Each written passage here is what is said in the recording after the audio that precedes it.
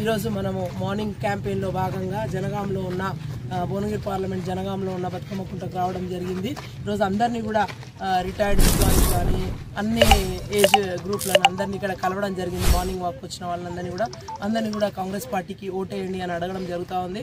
ప్రజలందరూ కూడా సానుకూలంగా వాళ్ళు స్పందిస్తూ ఉన్నారు. ఎంప్లాయీస్ అయితేంది, అనార్గనైజ్డ్ సెక్టర్ అయితేంది, మహిళలు అందరూ కూడా పెద్ద ఎత్తున మేము కాంగ్రెస్కి ఓటేస్తామని చెప్పడం జరుగుతూ ఉంది. నిన్న పొద్దాక ఆయన ప్రెస్ మీట్ పెట్టి బూర నరసయ్య గౌడ్ గారు కొంచెం బుద్ధిహీనంగా మాట్లాడినారు. ఆయన కొంచెం మంచిగా మాట్లాడితే బాగుండేది, గౌరవం ఉండేది, చదువుకున్నాడు కాబట్టి. సరే, ప్రత్యర్థి గురించి మీరు ఇష్టం వచ్చినట్టు మాట్లాడినప్పుడు అది మీ విఘ్నతకే వదిలేస్తా ఉన్నాము. మీ మేనిఫెస్టో చెప్పుకుంటే బాగుండేది. ఈ 10 ఏళ్ల పాలనలో అక్కడ మోడీ ఏం చేసిండు చెప్పుకుంటే బాగుండేది. ఈ రోజుగారు ఎట్లుందో ఇక్కడ చెప్పుకుంటే బాగుండేది. కానీ అవన్నీ చెప్పకుండా కాంగ్రెస్ పార్టీ అభ్యర్థి పైన ఇష్టం వచ్చినట్టు మాట్లాడడం, ఆయన ఏదో ఫోన్ కాల్ చేసి బెదిరిస్తున్నట్టు. అరే, మా ఎమ్మెల్యేలు బయటకు వచ్చి చెప్పాలి కదా ఆ విషయం. మీరేదో నాకేదో సన్నిహితులు చెప్పిండ్రు, వాళ్ళు చెప్పిండ్రు, ఇట్లాంటివన్నీ బంద్ పెట్టుండ్రి నరసయ్య గౌడ్ గారు. మీకు ఇది తగదు. మీ మేనిఫెస్టో చెప్పండి. కాంగ్రెస్ పార్టీ అధికారంలోకి వస్తే 5 న్యాయాలు 25 గ్యారెంటీలు అని చెప్తా పోతా ఉన్నాము. మొన్న కూడా గడిచిన అసెంబ్లీ ఎన్నికలలో కూడా మేమేమైతే వాగ్దానాలు చేసినామో అవన్నీ నెరవేరుస్తా పోతా ఉన్నాము. ఈ క్రమంలో ఇవాళ దాదాపు కాంగ్రెస్ పార్టీ గెలుస్తుంది, 14 స్థానాల్లో గెలుస్తుంది అనేది తెలుసుకొని మీరు మతిస్థిమితం కోల్పోయి ఇక మేమే గెలుస్తున్నాము, ఈ మతోన్మాద శక్తులను అందరినీ దగ్గర పెట్టుకొని మీ ఇష్టం వచ్చినట్టు మాట్లాడుతూ ఉన్నారు.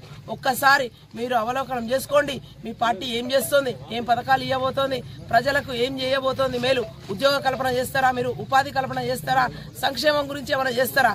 Yes, please come up with the manifesto. We have come up with the manifesto. Local manifesto కూడా పెట్టుకున్నాం, జాతీయ మేనిఫెస్టోతో దానికి అనుగుణంగా. మళ్ళీ ఏంది ఇక్కడ లోకల్లో మనం ఏం చెప్తున్నాం? రేపు కాంగ్రెస్ పార్టీ అధికారంలోకి వస్తే కేంద్రంలో మేము చెప్తా ఉన్నాం, రాష్ట్రంలో మనది ఆల్రెడీ ఉంది. వాళ్ళు ఇన్ని రోజులు మాట్లాడినారు కదా డబల్ ఇంజన్ సర్కార్ అని. ఎస్, మేము కూడా అదే నినాదంతో పోతున్నాం. ఒకవేళ రాష్ట్రంలో నిజంగా కూడా ఇప్పుడు 14 సీట్లు వచ్చి కేంద్రంలో రాహుల్ గాంధీ గారు ప్రైమ్ మినిస్టర్ అయితే అధికారంలోకి వస్తే కాంగ్రెస్ పార్టీ మేము విభజన హామీల్లో మీరు చెప్పినట్టుగా మీరు ఇయ్యలేని బయ్యారం కానీ, ఉక్కు కర్మాగారం కానీ, తర్వాత వరంగల్ కోచ్ ఫ్యాక్టరీ కానీ, జాతీయ రహదారులు కానీ, ఏవైనా సరే ITIR మీ దుర్మార్గంగా మీ పాలనలో మీరు అక్కడ ఉంటారు, కేసీఆర్ ఇక్కడ ఉంటారు.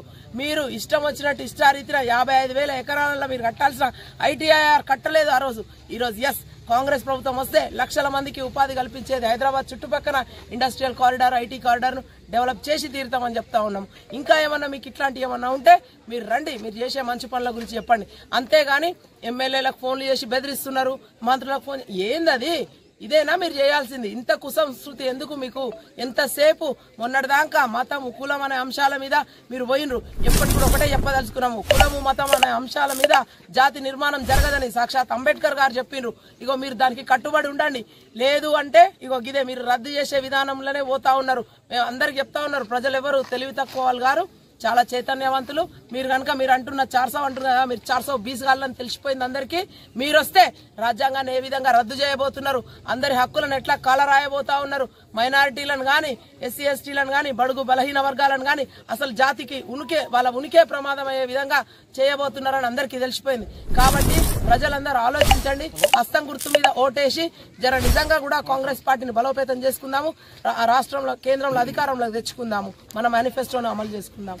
జై కాంగ్రెస్.